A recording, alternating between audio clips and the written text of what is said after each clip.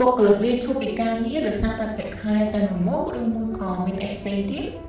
ក្នុងពិភពការងារសម័យបច្ចុប្បន្ននេះមានមនុស្សជាច្រើនដែលតែគិតថាមូលហេតុដ៏ធំដែលបុគ្គលិកសម្រាប់ចាត់ថាលាឈប់ពីការងារគឺដោយសារតែប្រាក់ខែទាបពេក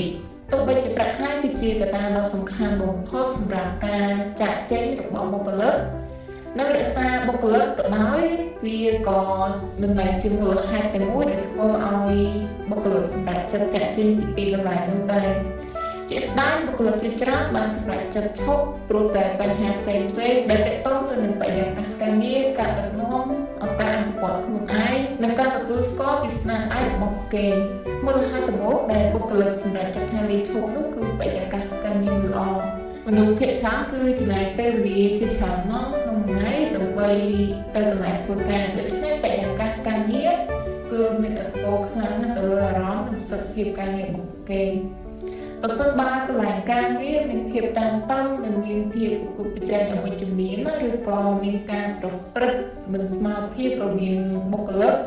នោះវាអាចធ្វើឲ្យបុគ្គលិកមានអារម្មណ៍មិនសប្បាយចិត្តហើយបាត់បង់កំណត់ចិត្តនៅក្នុងការធ្វើការងារនៅពេលដែលបរិយាកាសការងារអត់អំណោយផលបុគ្គលិកច្រើននឹងសម្រេចចិត្តស្វែងរកកន្លែងធ្វើការថ្មីដែលមានបរិយាកាសល្អជាងនេះ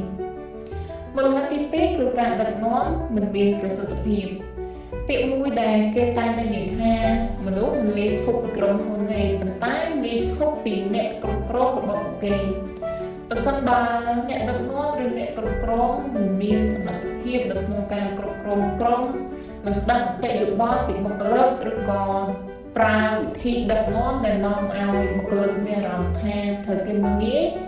នោះបុគ្គលិកនឹងមានអារម្មណ៍ថាមិនមានតម្លៃនៅក្នុងការធ្វើការនៅក្រុមហ៊ុននោះទេការដឹកនាំដែលខ្វះការយល់ដឹងនិងខ្វះការគោរពចំពោះបុគ្គលិកអាចធ្វើឲ្យមនុស្សច្រើនសម្រេចចិត្តចាក់ចែងទោះបីជាពួកគេនឹងមានប្រាក់ខែច្រើនគួរឲ្យពេញចិត្តក៏ដោយទី3ខ្វះឱកាសនៅក្នុងការអភិវឌ្ឍខ្លួនឯងនិងលូតលាស់នៅក្នុងអាជីព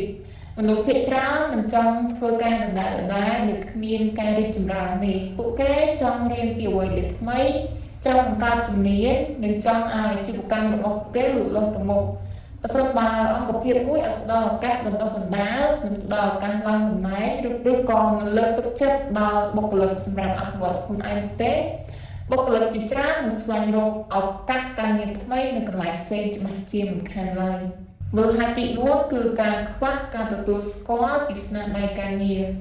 មនុស្សគ្រប់គ្នាគឺចង់ឲ្យមានអ្នកមើលឃើញនូវស្នាដៃនិងទទួលស្គាល់នឹងការខិតខំប្រឹងប្រែងរបស់ខ្លួនបើសិនជាបុគ្គលិកខិតខំធ្វើការខ្លាំងយ៉ាងណាក៏ដោយប៉ុន្តែបើមិនទទួលបានការកោតសរសើរឬការទទួលស្គាល់ពីអ្នកគ្រប់គ្រង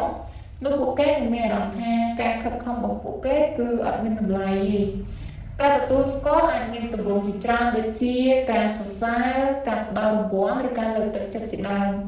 ទោះបីជាវាជារឿងតិចតួចក៏ដោយវាក៏អាចមានឥទ្ធិពលធំទៅលើទឹកចិត្តរបស់បុគ្គលិកផងដែរ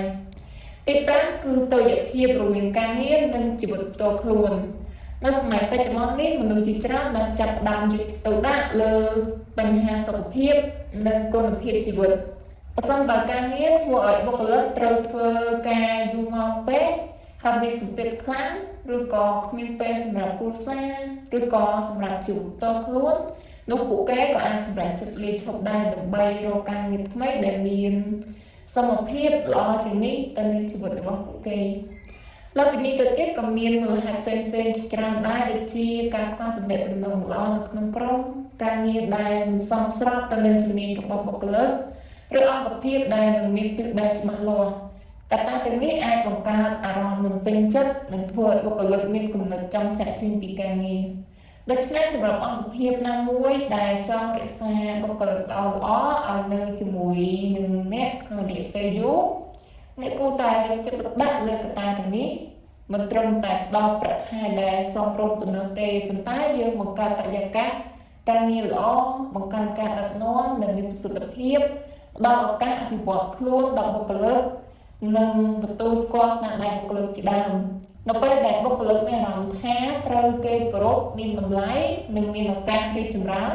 នោះពួកគេនឹងមានចិត្តចង់ធ្វើការជាមួយក្រុមហ៊ុននោះក្នុងរយៈពេលយូរអង្វែងជាមិនខាន សរុបមកប្រាក់ខែគឺជាកត្តាសំខាន់ប៉ុន្តែមិនមែនជាកត្តាតែមួយដែលធ្វើឲ្យបុគ្គលិកសម្រេចចិត្តលាឈប់ពីការងារបរិយាកាសការងារការដឹកនាំគឺជាកត្តាដ៏សំខាន់ដែលមានឥទ្ធិពលយ៉ាងខ្លាំងនៅក្នុងការសម្រេចចិត្តរបស់បុគ្គលិកក្រុមហ៊ុនដែលចង់យល់ដឹងពីកត្តាទាំងនេះនឹងអាចរក្សាបុគ្គលិកដែលមានសមត្ថភាពនិងបង្កើតភាពជោគជ័យក្នុងរយៈពេលវែងបើសិនបើអ្នកគ្រប់គ្រងការយល់ដឹងពីមូលហេតុទាំងនេះគឺជាជំហានដ៏សំខាន់មួយសម្រាប់បង្កើតកន្លែងការងារដែលបុគ្គលិកចង់នៅនិងចង់រីកចម្រើនជាមួយក្រុមហ៊ុនព្រោះនៅទីបំផុតការងារដែលជោគជ័យរបស់ក្រុមហ៊ុនគឺមិនអាចកើតឡើងដោយគ្មានកម្លាំងនិងការខិតខំរបស់បុគ្គលិកក្នុងការចូលរួមឡើយ